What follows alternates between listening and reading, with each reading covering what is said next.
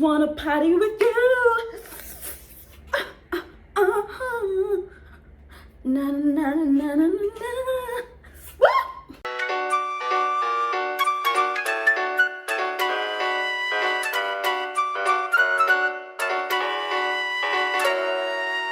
Fellow Earthlings, welcome to my channel. This is your girl Tlago over here, and welcome to the channel Tlago's World, where it's just kind of like my world.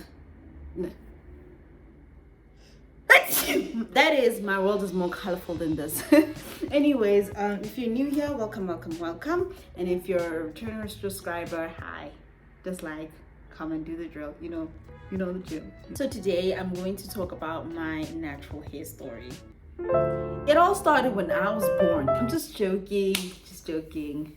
Kind of low-key did, because I was kind of like born in this hair. So yeah, the story does start there, but we're not gonna go that far, right? I hope with the story I can go as in depth as I can. So guys, I've been natural for as long as I've known myself. But that's not a pretty long time, because I feel like, did I know myself? Yeah, self-awareness is a big journey. So I can say that I've known my hair as long as I've known myself, because self-awareness is huge. And also I just want to say that my hair has been natural since the days when natural hair was not really a thing and relaxing your hair was more of a thing. Now, my hair journey, it's complicated. I could never relax my hair. I did relax my hair at school, when I was younger at certain points. But there was a time whereas when I would relax my hair, especially at a certain age, when I hit a certain age, when I would relax my hair would break. It would break. And guys, I cannot say I'm someone that had short hair, to be honest. I've always kind of at a young age, even like my old pictures where I see my fro out, I cannot really say I'm somebody who has, a hair deficiency issue or anything, or suffered some kind of balding or anything at a young age. No, my hair, I think right now my hair is at its longest level. I think, yeah, yes, it is. Is it? Yeah, it is. So my hair usually, this is like, I would say this is my growth plateau, my hair plateau. That's what Americans call it, plateau. Nice, man. Anyways, it's somewhere around here. Let me be straight. It's somewhere around here, because I know when I used to relax my hair would be like here, right? So I knew I've always had hair, and my mom even told me that you have hair. Although I never had the longest hair, because my sister has longer hair than me. As a matter of fact, her fro was bigger than mine. And not only that, she can relax her hair and her hair still remains well. But when I used to relax my hair, it would literally cut off and like it would stay here. It would never get past here. It would literally stay here. And people would make fun of me about how my hair would not grow, and I would tell people and say, when I was younger, I had hair for days. I have hair for days, okay? And I would tell people this all the time, and they wouldn't believe me. They thought I was lying. But that's because I would say this started around the age of 12, 13. I would say puberty is whenever I would relax my hair would break. However, when I was younger, I did relax my hair, and my hair barely broke. I could do a whole ponytail, which is a lepondo, like, my hair was existent. But for some odd reason, when I got older, it just didn't, like, salons were just doing the worst to my hair. And I feel like I tried everything when it came to relaxing my hair. I tried different relaxers. I tried when the olive oil brand came out, and they were telling me like that one it's even more, like they used to say it was more gentle on like our hair. And then I tried that one, and still I tried the expensive relaxers of that day, and it really butchered my confidence, because people used to make fun of my hair a lot. And here's where then the tricky part came when I had to be natural. So I remember there was a time when relaxer was just getting, because I was young, when I was still in primary school. Let me talk about primary, and let me not stop skipping things. Let me go from primary. So in primary, from scratch all the way to grade, I think 4-ish, my hair was getting relaxed and so on, and it was working fine, right? However, there was a point whereas my hair would not do that, you know. And my mom was the one who discovered that the relaxers were really, really damaging my hair. And my mom was like, whoa, my baby got hair. And basically at that time, my mom stopped relaxing my hair and she started making me go natural. And by natural, she also did hairstyles like, I don't know if anybody knows them, Benny and Betty. And if you're an American viewer or a viewer from the global side out of South Africa, I know most of the time it's called African threading. Don't know why it's called that, doesn't make sense to me, but yeah, to us it's Benny and Betty. Some would say the blocks. I think the one I did not like that I was once called at school was that ke hairstyle ya di RDP, basically saying like my hairstyle is like an RDP. I didn't like those words. I really didn't like it when people would say that about my hair, because it was like, you know, RDP, yeah, it's a sensitive one. I'm not gonna go too deep in that one, but that one I didn't like it when they used to call my hair stuff like that. And I would go around wearing blocks and so on, and my hair grew like no one's business. Like I just remember, like every time we would unbraid it, and then my mom was the one who washed my hair, so my mom washed my hair in very natural like processes. There was a point whereas she stopped even using shampoo and conditioner, and she was just using sunlight on my hair, and she was using hair food and moisturizer and would do the blocks, and my hair grew. It wasn't like, it's something I was very embarrassed about, because I remember telling my friend that at school that I wash my hair with sunlight bar soap, and my friend laughed at me, and I was like, friend, but it works on my hair. And my friend is like, no, it's not proper, it's not right, you should be using shampoo and conditioner on your hair and da da da da da.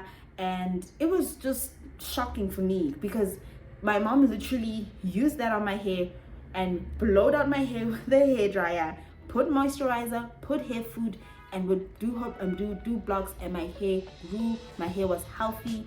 And another thing I also remember is that whenever I would wear it out, like as it is, and I wouldn't, maybe for that week I wasn't doing the blocks, kids at school would literally think I don't wash my hair. And I was always confused. And now that I'm older, I see why they thought I didn't wash my hair, because it's not something I still face. It's something I still face even today when I go to salons, and something I faced when I was a teenager. And I'm gonna get there, right? So they would tease me and say, you don't wash your hair's like this. And bear in mind, these are not just white kids asking me these things, these are like black kids too. And I think that's what hurt me the most when I was a kid, when the black kids made fun of my hair.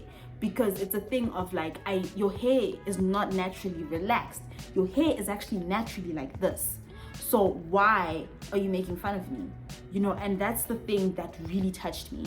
And I know that maybe in other countries, when it comes to black hair, the textures might not be the same, but in South Africa, most textures of black people, like I would say 90%, it's this 4C.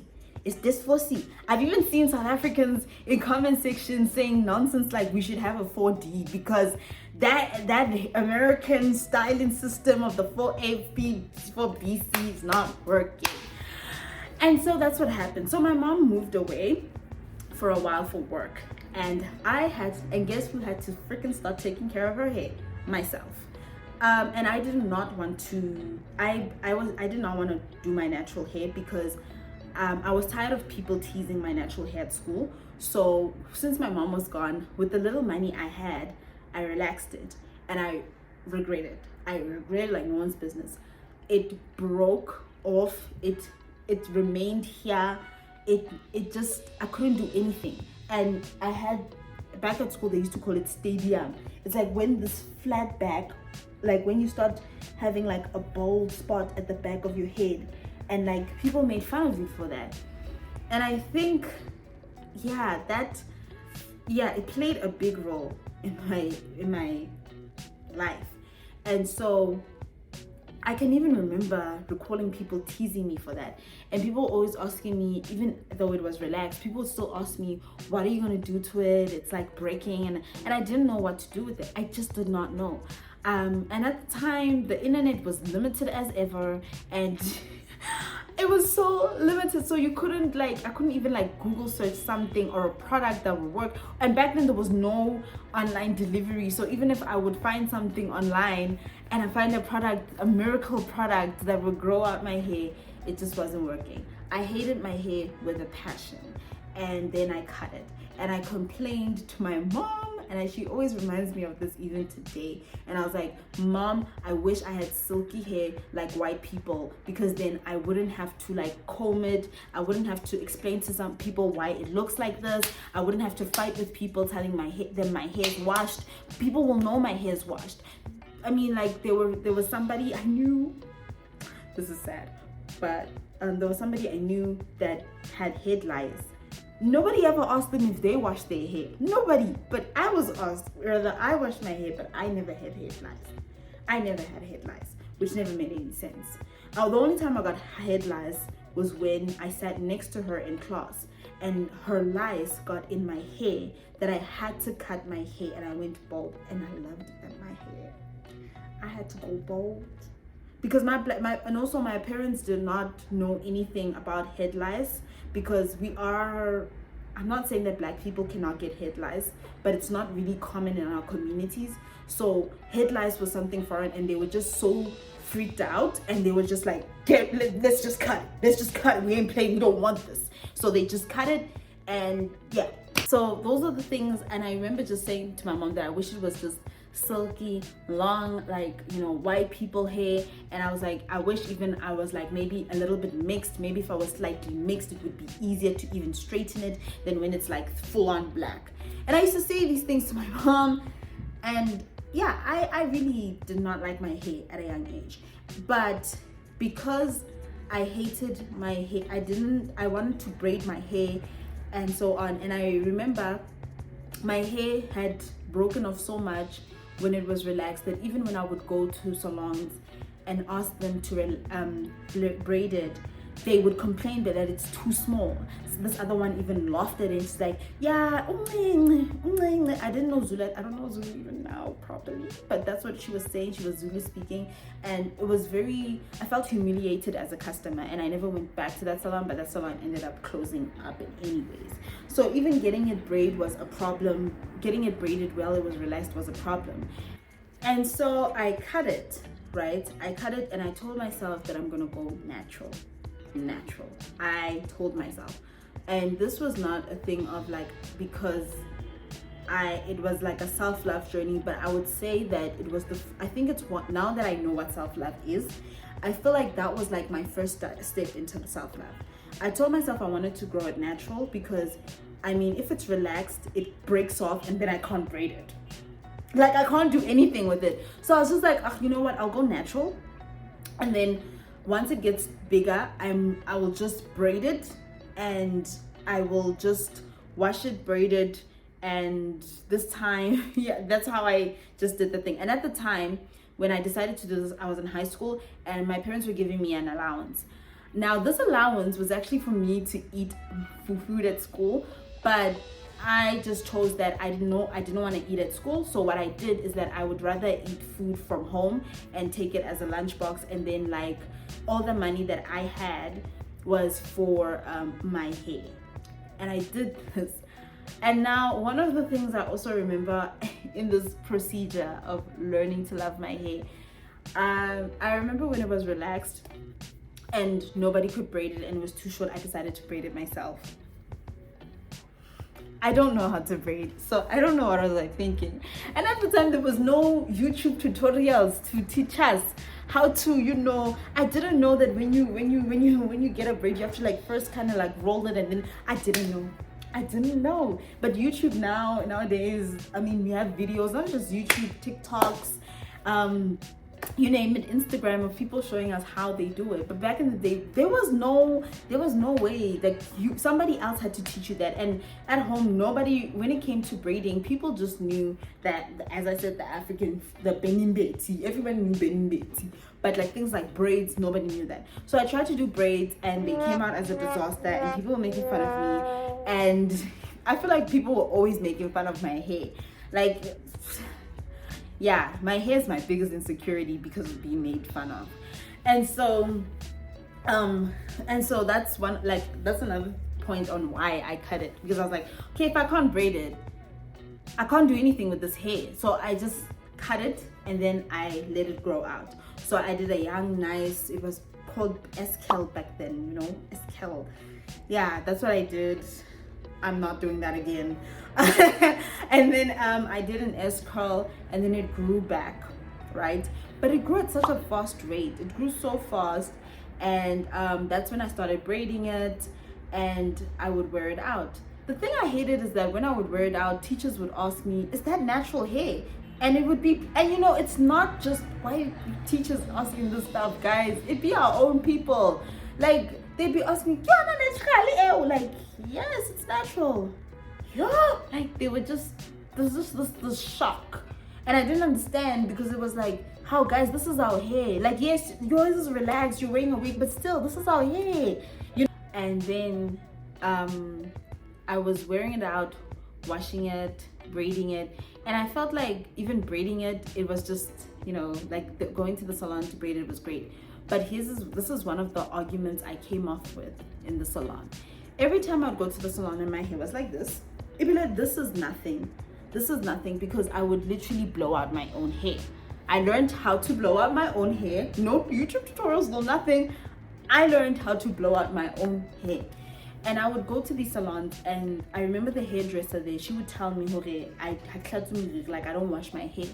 And I would tell her, no, it's washed. I know it's washed. And she thought I was lying. And then she washed my hair by the sink of the thing. And as she's washing my hair, she's like, damn, the scalp is clean. And I'm like, yes, I told you I washed my hair. And also at the time, I was in that era where I was learning my hair, and I cut my hair and my hair was growing and I was washing it myself, taking care of it myself, but then just somebody else is braiding it. That's the only difference. Because I used to go to these women in the streets that used to braid back in the day, but then the problem is that sometimes they'd move away or you'd never find them again. So then that's why I had to go back to the salon. That's the problem. So when I had, at that time, I stopped washing it with Sunlight bar soap. There was a certain length it reached. I think it was like up to here. And then I stopped washing it with Sunlight bar soap and I started washing it with herbal shampoos. If not herbal shampoos, I started washing it with Organics shampoo, because I think the brand came out, the Organics brand came out, and it was still relatively new. And because I was learning my hair, there were little articles on the internet, not a lot, but there were little articles. I remember there was Curly Nikki, naturally forced, I forgot what it was, where basically these African American women had these blogs of what ingredients to look out for when you want to buy a shampoo and you want to buy a conditioner. And I was like reading them to the core. That is how I even learned the hair type system, the 4A, the 4C, the 4, and I'm like, what? And I'm learning, but it was still, the information was very limited. And there was, even back then, like, there was not even a lot of hair YouTubers back then. It was, I'm talking, this was like, what, 2011, 2012 type of vibe. Like, they were not there, but the movement of the natural hair movement was there. It was there. It was small though. It was very small, and it was, yeah, it was just not as common and it was not known. And I think that's where they were like, you know, look for ingredients like this. And Organics had, you know, aloe vera, has an aloe vera thing, and has this, that. And I was like, wow. And I started buying those shampoos, and I didn't buy Dark. I started buying things like Dark and Lovely and whatever, because I just, even before I used to buy Dark and Lovely, it never worked on my hair. So I would buy Sunlight bar soap. It only worked, I felt like that stuff was for relaxed hair, which is one of the things that made me lose brand loyalty towards such, because it was like, that's meant for relaxed hair. It's still in my mind even today as we speak, even though they're producing products that are made for natural hair. It's still that hurt that when my hair was natural and nobody wanted it, you were not advocating for my hair. But there's nothing bad about what they did. I understand it's business, but it's just an emotional thing that you feel growing up. So I would wash it with these herbal shampoos. I started with herbal shampoos, then I went to organics, and I would wash it myself. And when I would get this, she would say it's not washed. Now that I'm older, I see why they used to say that it was not washed. Because when our hair is washed, right, the perception is that it should be straightened. That is the issue. That when it is washed and properly cleaned, it is straightened. It does not look like this. When it's like this, it's still dirty. And it clicked. It clicked to me that, oh, when it's like this, the perception is that the scalp is dirty. And the scalp is not dirty. The scalp, like, guys, I can show you my scalp right now. Right now, my scalp is very clean. Look at this. Look, it's like pure black. Like, my hair is clean. But because it was not straightened, it was perceived as dirty.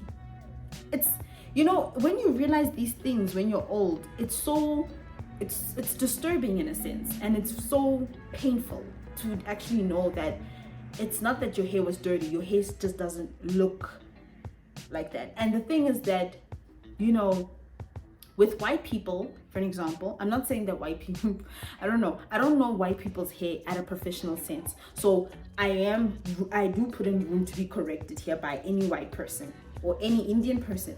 But straight hair, I don't know what straight hair looks like when it's dirty, but what I know, usually it's supposed to be oily, if I'm correct, highly oily, right? And then they have to wash it out, those oils, and then it's just straight.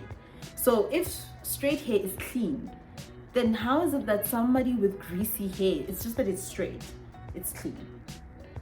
There was so when I realized that the reason why they thought that, it just disturbs me. And the thing is that I think there are a lot of salons that still think like that. It's actually quite irritating that black salons think like this. It's not a good thing. I think it's something that should be thrown in the rubbish bin. Please look at my scalp, and there's no like built up here. So what dirt are you talking about? What dirt are you talking about? So those are one of the experiences I went through. And oh my goodness, I'm forgetting another experience, a very sad one. But I remember when people started dating at school. Now, the school I went to in primary was quite multiracial, so it had different races of people. And at the time, it was still when my hair was natural and my mom was taking care of it, and I would wear it out natural and I didn't care and so on. And people started dating, and it was, now, I always thought boys were gross. I always thought boys were gross. But there's just something about peer pressure and just watching your peers do things that makes you like question. So boys never asked me out. Boys never had a crush on me. They never approached me and so on. And I even remember there was a guy I had a crush on, one guy, and my friend, and I liked geeky guys when I was a kid, because the reason why I liked geeky guys is because I was a geeky girl. So I've always been that person to run in my league. Even now, I still run in my league. And I thought that because I'm geeky, another geeky guy would like me. And I remember my friend, who was like kind of a popular kind of girl, socialite, people liked her, she was very pretty. And my friend asked the geeky guy, the geeky guy asked out my friend. And then my friend was like, why don't you ask Tlago out? I mean, you guys would actually share so much. You guys actually share so much in common, but you just don't talk to her as much. And then he was like, ew, she's ugly. And he said it so loudly. And I was like, yikes. So I went to my friend and I was like, whoa, I saw that he called me ugly. And it was a feeling of ouch, but I did let it go. But then I went to my friend and I was just talking to her once, and I was like, you know, even though he doesn't like me back, it's kind of weird that every black girl is being asked out and having a boyfriend. But even though I don't necessarily want a boyfriend right now and so on, why is it that there's no black guy asking me out? And bear in mind, guys, because it was a multiracial school, I wasn't really expecting certain races to ask me out, because I'm well aware, at a young age, I was so well aware of how racist the world was, and people thought of black people a certain way. Even though like the kids never showed me racism, but as a black person, I unconsciously knew where I stand in this world. So it was a thing of, I never asked when it came to the white guys. I never asked when it came to the Indians. And I thought because I was ugly towards black men, then I never had a chance with any man outside my race. That was my perception when I was young. And so I never tried on the other side. I was just having friends that other side of the race, but I was not trying to make a whole love situation when I was in primary school. At least when I got to high school, it was predominantly black. But still. So I asked my friend, and I was like, guys never asked me out, and I was just curious, maybe there was something wrong with me. And she was like, no, that's because most guys like girls with neat hair. Your hair is never neat, and your hair is just not good, so boys don't like you because of that. You need to do something about your hair. Now, she said this. Now, at that age, I took it so personally, and you see, these are the things that started to make me hate my hair. These are the things that started to make me hate my hair, because it was like, whoa. And it was because of my hair. Like, nobody liked me because of my hair. But that time, I didn't know better. And in my opinion, she also didn't know better at that time. And now that I'm old, I've changed my hair. And hair does not do anything to how a man's going to treat you. Nothing. Maybe on dating apps, it will give you more likes, because I know that I get more likes from a various race of men when I have this profile picture up versus when I have this profile picture up. And I know this because when I use dating apps, I was very explorative with how men would perceive me with my pictures. And I tried every picture. I tried my pictures like this and pictures like this, because I just wanted to know, in my opinion, your hair doesn't do anything to how a man's going to treat you. Sorry. But at that age, as I'm saying, we didn't know any better. She didn't know any better. I didn't know any better. And after she said that, I went home, but I didn't want to change my hair because of boys. I just accepted that. I think this was one of the things I accepted when I was young, and I think it haunts me as an adult, because it's like, as disappointing as my dating life is, it came to the reality that maybe dating just isn't for me, I guess. And it came, so basically for me, it made me feel like, okay, that means no guy's ever gonna like me because of my hair. And yeah, every time I had my natural hair out and a guy would ask me out, I usually thought he was clowning with me. This is insane, guys. I literally thought the guy was clowning with me or trying to make a joke out of me to his friends or something. Turns out these people actually did like me, but because of that whole thing that no, guys like girls with neat hair, and that's not neat hair, and that's not good hair, it was a thing of like, no, they don't like you like that. But I guess that was a terrible thing, and it really stuck to me for a very long time. So yeah, it's just one of those things I had to remember. But that has been my hair journey in a nutshell. So having natural hair in a time where everybody was relaxing their hair, and relaxed hair was considered it, was difficult, especially if whenever you relaxed your hair just did not cooperate. My hair did not cooperate. And the thing is, I don't think I'm the only black girl that had this issue. I used to see black girls in school that used to relax their hair, and their hair would do exactly what my hair would do. Their hair would break off, their hair would look funny, they'd have somewhat like, this part would be smaller than this part would be longer. or you could see like the hair starting to like cut off and so on, but they'd still continue to relax it. And I knew it because it's like they didn't feel comfortable with it looking like my hair. They had a problem with it trying to just wear it out like this for a while and just braid it, and they just had a problem with that, you know, because I think it's because I just felt like, you know what, this isn't working on my hair, so why should I do this? And yes, for male attention, if I can't get a man because of my hair, it's fine. And I had that attitude. I just had that attitude of, you know what, if they're not gonna like me like this, it means you're never gonna like me. Now with every sorrowful story, there is always a happily ever after, right? Like, okay, I'll give myself one, but however, despite giving myself a happily ever after, sometimes people don't get their happily ever afters, but I'm grateful that I did get a happily ever after. So, you know, with my experience in high school and my experience in primary school of people just not having it for my hair, and people just looking at it like it's a joke and it was ugly and whatever, and thinking I don't wash it and all these stereotypical things that they thought of our hair. I remember when I finally got to university. So I went to a university far from home, and when I got to uni, I met other girls that had natural hair. And I met I met so many girls with natural hair. And I think that's when like the push of my confidence with my natural hair came from. And the area that I was in, natural hair was more embraced and more practiced and more loved and so on.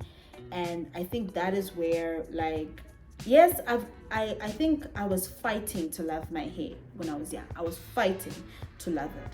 But when I got there, it was like the war was over.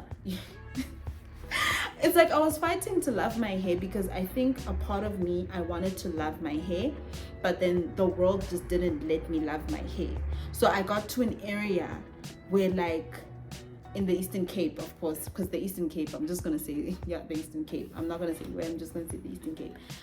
In an area where people were more embracing of it, you know. And yes, people still relax their hair that side. I'm not saying that everyone in the Eastern Cape is this natural mama walking around. No, there are people who are relaxing their hair. There's nothing wrong with relaxing your hair. But, you know, I just had the place to just wear out my hair. I saw people wearing out their hairs, their afros to the club, wearing it out, you know, just walking on campus with their afros. And I remember how I had this friend. Now, with my natural hair, I used to always wear a headband, because whenever I didn't wear a headband, people always felt uncomfortable or always felt that I wasn't doing anything. So I'd always like wear a headband with my natural hair, just so that everybody thought it was okay.